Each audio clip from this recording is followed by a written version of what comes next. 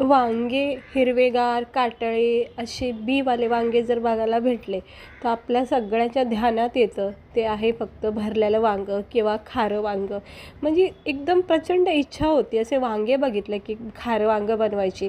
तर आज ना भाजीवालीकडे ना इतके छान गावरान पद्धतीचे वांगे मला बघायला भेटले. तर मस्तपैकी झणझणीत अगदी गावरान बेत केलेला आहे मी खाऱ्या वांग्याचा. इकडे बघू शकता इतका छान सोप्या पद्धतीने अगदी सिंपल पद्धतीने पण खायला मात्र इतकी छान चव लागते ना. म्हणजे अशा पद्धतीने तुम्ही हे वांगं करा. खूप सोपी पद्धत आहे, काही झंझट नाही, कुठलं वाटण नाही करायचं जास्त, पण गावरान पद्धतीने झमझमीत असं हे तोंडाची चव वाढवणारं खारं वांगं मी आज बनवलेलं आहे. भरलेलं वांगं वेगळं आणि खारं वांगं वेगळं. फक्त लाल मसाला मिरचीचा असतो. पण बघू शकता इतके छान लागतं ना हे खारं वांगं. म्हणजे भरलेल्या वांगापेक्षा मला हे वांगं खूप आवडतं, खारं वांगं. तर त्यासाठी आपल्याला काय लागेल बघा, शेंगदाणे आणि मी इकडे लसूण घेतला आहे. शेंगदाणे लसूण. आता खारं वांगं असतं ना ते हिरव्या मिरचीचंच बनलं जातं, त्यामुळे इकडे मी हिरव्या मिरच्या घेतल्या, झणझणीत अशा तिखटवाल्या हिरव्या मिरच्या घेतल्यात. आता आपल्याला ना हे शेंगदाणे लसूण आणि हिरवी मिरची भाजून घ्यायची आहे. शेंगदाण्यासोबत तुम्ही थोडंसं सुक्का खोबरंसुद्धा भाजू शकता, पण मी सुक्कं खोबरं ना नंतरून टाकणार आहे. हे पाहू शकता शेंगदाणे भाजून झालेत. आपण लसूण आणि मिरची जरा भाजून घेऊया. थोडंसं याला कडक करायचं, काही जास्त करपून द्यायचं नाही, म्हणजे जास्त वेळ काही भाजायचं नाही. फक्त याच्यामधला ना थोडासा कडकपणा वाढला की काढायचा. आता बघा शेंगदाणे लसूण चांगलं मी वाटण करून घेते. मिरची शेंगदाणे लसूणचा मस्त वाटण करून घ्यायचं. जाडसरच करायचं, अगदी बारीक नाही बनवायचं. हे अशा पद्धतीने. तर ह्यामध्ये ना थोडीशी मी कोथिंबीर टाकते. शेंगदाणे लसूण मिरचीचं वाटण केलं आहे, थोडीशी कोथिंबीर आणि आता इकडे मी 2 चमचे सुक्या खोबऱ्याचा किस टाकते. मस्त वाटतं, वांग्याला छान चव येते. त्यानंतर थोडा गरम मसाला टाकला आहे. थोडंसं आपण इकडे चवीनुसार मीठ टाकायचं, हळद टाकायची, धना पावडर टाकायचं. खाऱ्या वांग्याला मसाला स्किप करायचा, मसाला अजिबात वापरायचा नाही, लाल तिखट. फक्त हिरव्या मिरचीचं हे वांगं बनलं जातं. सगळे मसाले कोथिंबीर शेंगदाणे लसूण मिरचीचा जो कूट केला ना त्याच्यामध्ये एकजीव करून घ्यायचं. मसाला सुक्का वांग्यामध्ये पॅक राहत नाही, पडला जातो तेलामध्ये, त्यामुळं ना याला थोडंसं ओलसर हाताने चोळून घ्यायचा, जेणेकरून मसाला ना वांग्यामध्ये पॅक राहतो, तेलामध्ये निसटत नाही. त्यामुळं मी ह्याला जरा पॅक केले. आता आपण वांगे कट करूया. आता इकडे तुम्ही पाहू शकता हे गावरान पद्धतीचे वांगे बघा, इतके छान लागतात ना. ह्या वांग्याला चव खूप असते, म्हणजे ना नॉर्मल वांग्यापेक्षा ना ह्या वांग्याला चव छान लागते. मग कसंही बनवा, खूप मस्त वाटते. आणि माझं कसं, मला कधी पण हे वांगे अशा पद्धतीचे बघायला भेटले की मी खारं वांगं असो भरलेलं वांगं तर करते. त्यामुळे मी आज व्हिडिओ पण बनवला आहे. आणि तुम्हाला जर आवडलं तर तुम्ही पण करून बघा. तर तुम्हाला हे वांग्याचं जर देठ आवडत असेल खायला तर ठेवू शकता, किंवा असं थोडंसं कट करू शकता. तर मी थोडं कट केलं आहे. आणि आता आपण याला 4 भाग पाडायचे.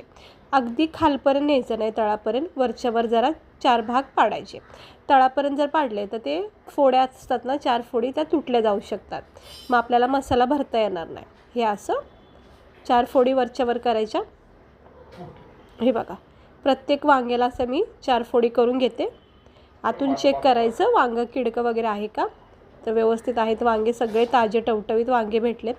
आता मी याला चांगलं चिरून घेतले आहेत, 4 फोडी केलेल्या आहेत.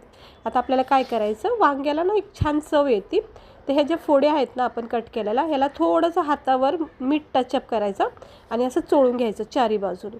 काय होतं मग खात्यावेळेस वांगं आपल्याला फिक्कं लागत नाही, छान चव बसते वांग्याला, चवदार बनतं वांगं. हे असं मीठ थोडंसं अगदी थोडंसं चोळून घ्यायचं फोडींना. फक्त असं वरच्यावर याला असं चोळून घ्या.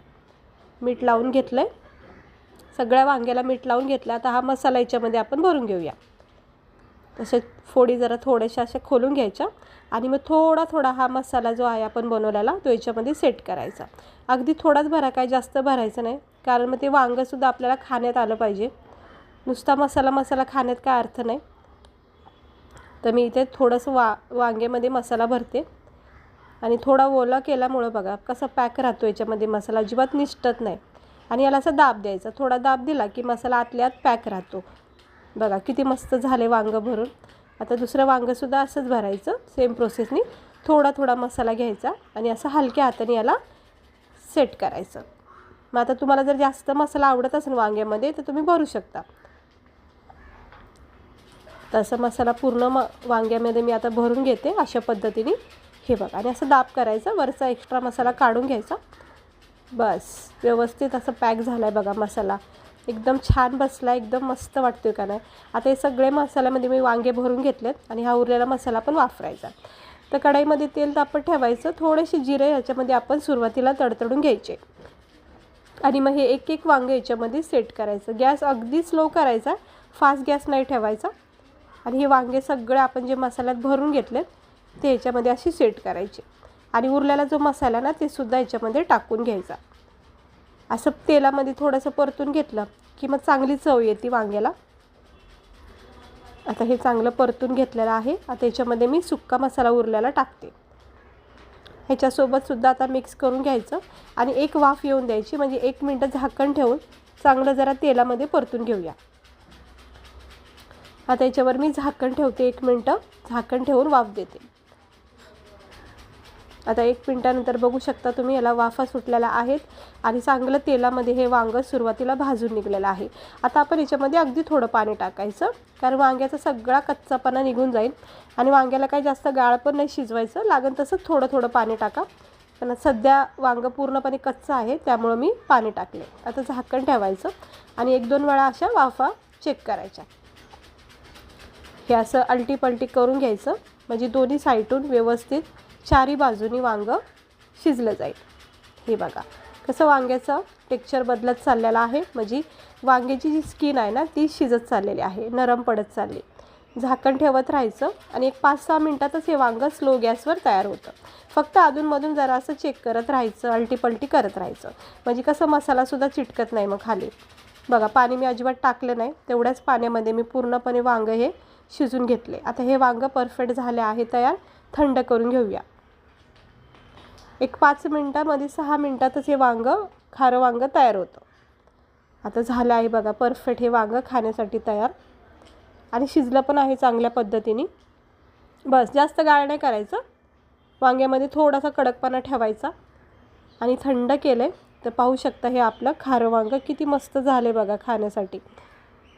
हे असं गावरान पद्धतीने हे नक्की करून बघा, वांगं खूप छान लागतं खायला.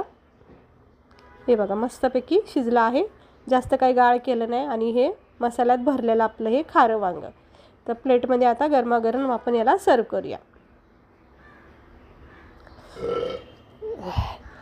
असं गरमागरम वांगं ज्वारीच्या भाकरीसोबत, बाजरीच्या भाकरीसोबत खूप छान लागतं. भरलेल्या वांग्यापेक्षा ना ह्या खाऱ्या वांग्याला खूप छान चव लागते. आणि असे काटाळे बीवालं वांगं भेटलं तर नक्की करून बघा, खूप मस्त वाटतं. अगदी तुम्हाला गावाकडची आठवण येईल इतकी छान हे खारं वांगं बनतं. तर माझं तर खूप फेवरेट आहे, तुम्ही पण नक्की करा. जर तुम्हाला खारं वांगं किंवा भरलेलं वांगं आवडत असेल तर तुम्ही अशा पद्धतीने खारं वांगं करून बघा. ज्वारीच्या गरमागरम भाकरीसोबत, बाजरीच्या भाकरीसोबत किंवा डाळ भात वगैरे असेल तर तोंडी लावायला सुद्धा तुम्ही सुक्की भाजी म्हणून बनवू शकता. तर कशी वाटली रेसिपी? आवडली असेल तर लाईक करा, चॅनलला सबस्क्राईब करा. अशाच छान छान मस्तपैकी गावरान रेसिपी बघण्यासाठी भेटते मी तुम्हाला पुढच्या व्हिडिओमध्ये.